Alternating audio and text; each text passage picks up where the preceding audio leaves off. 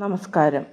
ഇന്ന് നമ്മൾ ഏഞ്ചൽ മെസ്സേജിൽ നിന്ന് പാസ്റ്റ്, പ്രസൻറ്റ്, ഫ്യൂച്ചർ എന്ന 3 കാർഡുകളാണ് നമ്മൾ എടുക്കുവാൻ പോകുന്നത്. എന്ത് മെസ്സേജാണ് തരാനുള്ള ഏഞ്ചൽസിന് എന്ന് നോക്കാം.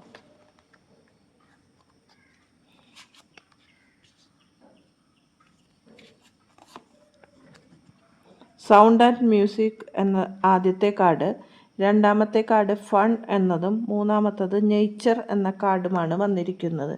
കീപ്പ് എവരിത്തിങ് ഇൻ ഹാർമണി എന്നതാണ് ആദ്യത്തെ കാർഡ് വന്നത്. Your guidance is to make sure that everything in life is balanced and accord. പാസ്റ്റിൽ നടന്ന ചില കാര്യങ്ങളിൽ ബാലൻസ് കുറവ് നിങ്ങൾക്ക് ജീവിതത്തിൽ കാണുന്നുണ്ട്. ആ ബാലൻസ് കുറവാണ് നിങ്ങളുടെ ലൈഫിലെ ഇപ്പോഴത്തെ പ്രോബ്ലത്തിന് കാരണം എന്നാണ് ഇവിടെ ഏഞ്ചൽസ് പറയുന്നത്.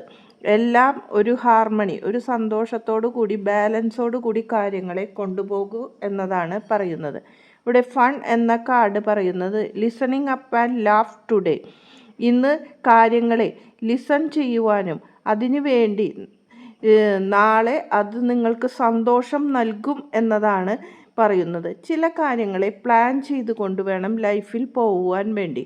ആ പ്ലാനിങ് നിങ്ങളുടെ ഫ്യൂച്ചറിനെ ഉതകുന്നതാകും എന്നതാണ് ഇവിടുത്തെ കാർഡിൻ്റെ മീനിങ്ങായി വന്നിരിക്കുന്നത്. ഇനി നേച്ചർ എന്നതാണ് അടുത്ത കാർഡ് വന്നിരിക്കുന്നത്. It is time to harvest your abundance.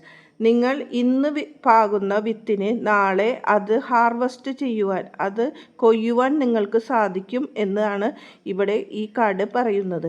ഇന്ന് നമ്മൾ നല്ല കാര്യങ്ങൾ ചെയ്താൽ നാളെ അതിന് നല്ല ഫലം തന്നെ കിട്ടുമെന്നാണ് ഇവിടെ ഏഞ്ചൽസ് പറയുന്നത്. അതുകൊണ്ട് എപ്പോഴും നിങ്ങൾ ചെയ്യുന്ന കാര്യങ്ങളെ മറ്റുള്ളവർക്ക് അംഗീകരിക്കുന്ന വിധത്തിലും അതുപോലെ നല്ല വാക്കുകളോടും ചിന്തകളോടും കൂടി ചെയ്യുവാൻ ശ്രമിക്കണം എന്നതാണ് ഈ കാർഡ് പറയുന്നത്.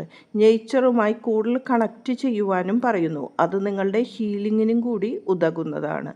എല്ലാവർക്കും ഒരു നല്ല ദിവസം ആശംസിക്കുന്നു. നന്ദി, നമസ്കാരം.